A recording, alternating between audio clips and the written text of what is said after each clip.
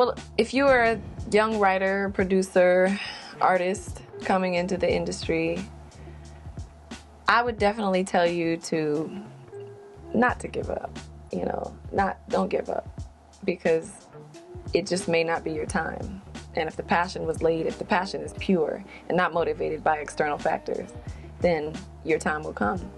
But everyone at the same time, all of y'all can't be famous. It's only a very small percent, probably 2% of people in the world, or less than that, 0.08 or something percent of people actually have the fame to go along with it. But if the passion is pure, you'd be happy singing at your local lounge every night, as long as you're singing, or working with this producer, or doing this, or whatever, writing jingles or whatever. But it seems as though everyone has this misconception that they can be famous. And I think that's the best advice I can give, is that that's not for everybody. And everyone couldn't even handle it. There's a lot that goes along with it. I'm only on the cusp of it, and it's a lot. It's a lot. It's a bit much. But I pray every day for humility, and, you know, so far I haven't changed, and I pray that I never will. But my life is moving very rapidly. Anyway, also, just spend the time, take the time to own your craft. And by that I mean, you know, study music and really do what feels good to you at the same time. Don't copy anyone else or whatever, but own your craft and really perfect that thing that you do differently from someone else. Figure out what makes you different and run with it. You know, I think you wouldn't be human if you never thought of giving up, because, you know, everyone goes through pitfalls in their career or their personal life or love life or whatever. So yeah, I did think of giving up, but I did also know, and that was long ago, trust me. But, you know, growing up, I always kind of knew that it would happen. So it wasn't a matter of me giving up, it was a matter of timing.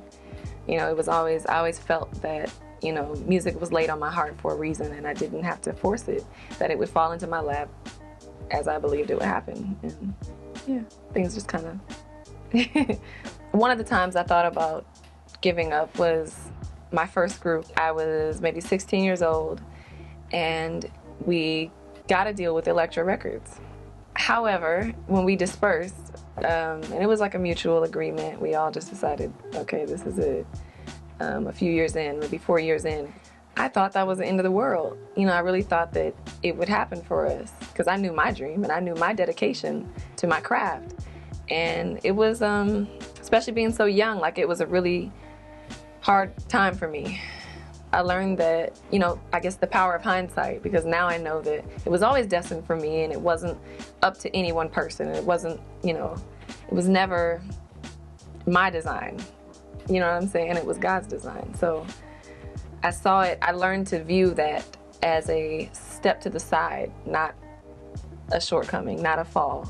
And I stepped to the side, refocused my energy, keep it moving. One of my favorite memories so far in my career is Ludacris. I wrote Runaway Love for Ludacris and Mary J. Blige.